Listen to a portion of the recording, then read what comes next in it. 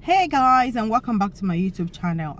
Honestly, I'm so sorry I had to record in the car today. I'm running completely late, and I promise that every Saturday at 7 o'clock in the evening there will be a video available. So I had to keep to my word and to my promise, and hence I'm recording in the car. But you know what, it doesn't matter where we record as long as the message get across. So today I'm gonna continue the series I introduced last week about relational challenges. So I will advise you check out my YouTube channel, you will find in there. But the first thing we're going to be talking about today is about the do's and the don'ts of a relational breakup. What do I mean by the do's and don'ts? The do's are the things you should do after your relationship breakup, and the don'ts are the things you shouldn't do after your relationship has broken up. So today we're going to start from the don'ts, the things you shouldn't do. And why am I starting from the things you shouldn't do? The reason being that is when your relationship break up, you are in a state of mind that is called altered state of mind. So sometimes you don't know what you're doing. Sometimes you're so confused. You don't even know what has happened. The reality has not sunk in yet. So you start doing things that a few years down the line you look back and say, oh my God, why have I done this? How silly could I have been to do such a thing? And you regret it so much. And then so that's why we're starting about the don'ts, the things you shouldn't do when your relationship has broken up. So the step number one, or the first thing you shouldn't do, is don't blame anybody for your breakup. Don't hold anyone responsible to it for your breakup. I know sometimes it's easier said than done, and I'm fully with you. When my relationship first broke up, my relationship was something I could call a crowded relationship. There were so many people involved in the relationship. There's so many words. There's so many things that's been said. I just felt I didn't have control over the relationship. There are times me and my ex will go to the cinema, and I can rest assured that somebody knows we're going to the cinema, we're going for a meal, somebody already knows about it already. There's just no privacy. Or sometimes we discuss something and a few days down the line, it changes mind. And I'm wondering, we've just agreed on something, but why? Because somebody else has spoken to him, or he's heard something, or he's discussed with somebody else, and they've said something. And it's completely changed his mind about what we've discussed, what we agreed on. And sometimes it does frustrate me so much. So when the relationship broke up, and the scenarios and the flashbacks start playing back, all I could see was people who were involved in the relationship. All I could see was people who had a say too much in the relationship that I didn't even have a say in my own relationship. So I find it so hard to forgive them, and I could blame them in my mind, although I'm not brave enough. I wasn't brave enough to face them, to tell them. But in my mind, I could blame them. I could accuse them of this. I could accuse them of that. And it took me years, actually, even to forgive them. But at some point, I had to come to reality, like, you know what? I'm holding people responsible. I'm blaming people. And they've moved on as well with their life. But I'm actually hurting myself. And it's not doing me any favor. But when I realized, you know what? I need to heal. My purpose is to move on, to heal, and to recover from my broken heart. I had to let go of those people. In the sense that I had to forgive them. I had to move on. I had to leave them.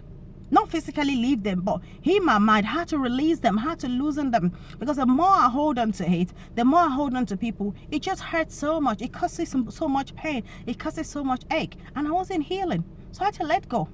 The second thing I will tell you is, don't pretend you are okay. A relationship breakup, it comes with humiliation. It comes with disgrace. It comes with self-worthlessness. It comes with pain and ache. And you know what? You can easily say, oh no, I'm fine, it's okay. Even if the relationship, even if it was an abusive relationship, or if the relationship that wasn't healthy, even the end of the relationship, of the breakup, it still hurts.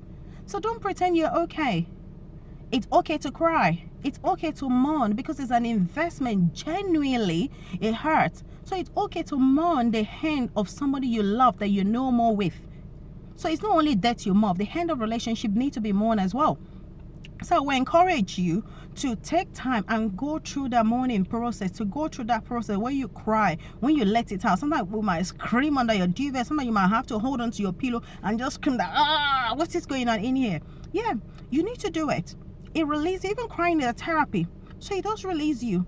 As long as you don't go around the market side and start wailing around and things like that. But if you had to mourn the end of a relationship, it's genuinely painful, I must tell you. So mourn it. Allow yourself to go through that healing process. Allow yourself to go through that mourning process so that you can be healed and you're ready to move on. The point number 3 I will tell you is, do not enter into friendship zone immediately. Because I know sometimes when you break up, your ex might tell you, you know what, we're not in a relationship anymore, you know what, but we can be friends.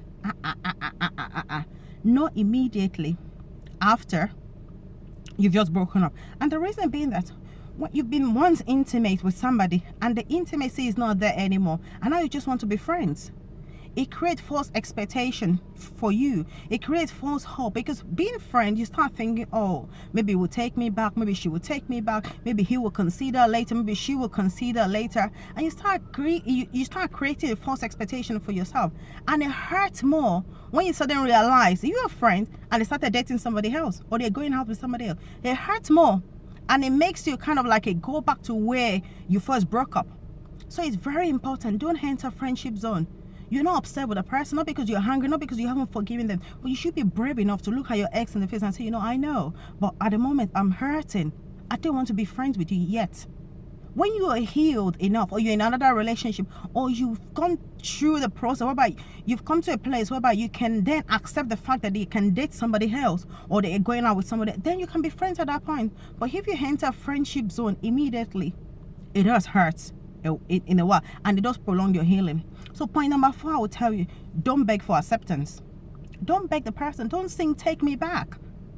What does the Bible say about love? It says love is patient, love is caring, love does not seek what is wrong, love does not seek evil, love is perseverance. If the person loves you enough, the person will not break up with you. When you love somebody, you would have done everything to hold on to that relationship. So if the person loves you, they wouldn't break up with you. So why do you want to beg for acceptance? When you beg for love, love is not something you beg for, please love me. No, you don't beg for love. You don't work for it, for love, like I'm going to work so that someone can love me. And if you beg for love, you will continually begging for love for the rest of your life. You continually be begging for the person to love you, to be with you, to stay with you. And it makes you like you don't have self-worth. The person won't treat you even nicely. You give the person more authority or more power to abuse you more, especially if that relationship was an abusive relationship. So it's very, very important not to beg the person to take you back. If you've hurt, maybe you've done something genuinely wrong in that relationship, it's okay to apologize. Please do apologize. Even though you've done something wrong in that relationship, it's okay to apologize. Please do apologize. I did apologize when I broke up, even though I know I didn't know whether I've done something wrong. But I did apologize. You know what? If I've done anything wrong, I'm sorry. But I did not beg to take me back. So apology is different from begging to take back. So don't beg the person to take you back. When you beg them to take you back, you will always be begging them to stay in that relationship with you. And it makes you worthless. It makes you feel like you'll always be seeking for approval from that person. So you are confident you should be confident in yourself. You should know that you've got so much in yourself to offer. A relationship breaking down doesn't mean you're useless. A relationship breaking down doesn't make you a failure. It's an investment. It's something you're doing that's failed. If something you're doing has failed, you are not a failure. You are never a failure, because you can always try again. You can always start again. You can always start another one again. So you're not a failure. Your relationship failed. You are not a failure. Always get that right. Have that in your mind, that you are never a failure. And you are not a failure because your relationship has failed. So please and please and please do not beg for acceptance if you know the relationship is completely come to an end. And finally, that we'll be discussing today, do not seek for vengeance. It's not worth it. Even if the person has treated you badly, if you feel, you know what, I have all the right to be hungry and to be upset, don't seek for vengeance. It's not worth it. Vengeance make you feel cheap. Vengeance, all it does, when you seek for vengeance or you try to hurt the person, it doesn't take that broken heart away. It doesn't take that hurt away. It doesn't take that pain away. It feeds more on the hurt. It feeds more on the pain, and it makes you angry the more. And the worst thing, it prolongs healing. Because you see the person go wrong, or you see something wrong happen to the person, you get happy about it, or you try to hurt the person. And when you are seeking vengeance, you know what?